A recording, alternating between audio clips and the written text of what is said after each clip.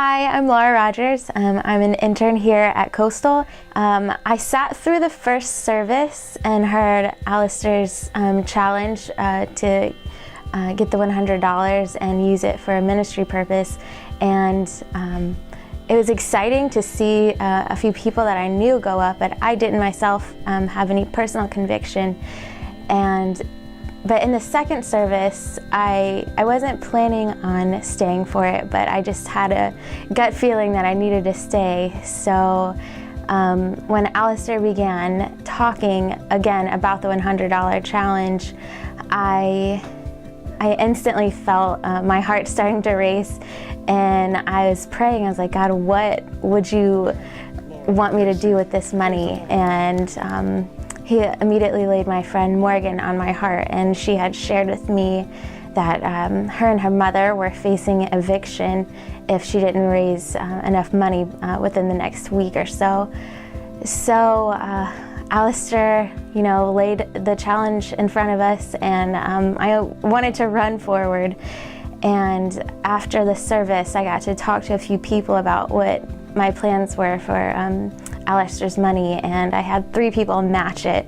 So since Sunday, I have been able to give Morgan $400. And when I finally got to talk to her on the phone Sunday afternoon, I was just overjoyed to share with her what God was doing for her through not just myself, but through the people at Coastal. And I got to pray with her over the phone, and I couldn't see her crying, but I could hear her crying, and she was overwhelmed with joy and appreciation. Hi, my name is Cameron Ashworth, and I had the privilege to take Alastar's $100 bill challenge to give to someone in need. Interestingly enough, I was praying beforehand for a certain lady that I know who's a single mom, really hard circumstances in her background, and just I don't think would have had a way to buy Christmas gifts for her son. I was actually praying beforehand that God would help me somehow to help her. And so I saw that as an opportunity, so I went, and the next day I was able to put it in a card and give to her. And she was just overwhelmed, her response. She was so happy, and just was amazed at the story of what had happened. And so I got home later that day, and I looked in the mailbox, and I found a card unexpectedly in the mail. And I opened it up, and there was a $100 bill in it. And so I thought, wow, this is perhaps more that I can give. I even had talked to Alastar beforehand, and he said that's God matching it. So it felt like confirmation that I needed to give that money as well. So the following day, I went and met her and handed her the money, and she said, "What in the world?" She was really stunned by this, and she said, "What is going on?" And I said, "God has not forgotten about you. He cares about your needs." And she actually, with tears in her eyes, she said, "My son's glasses just broke.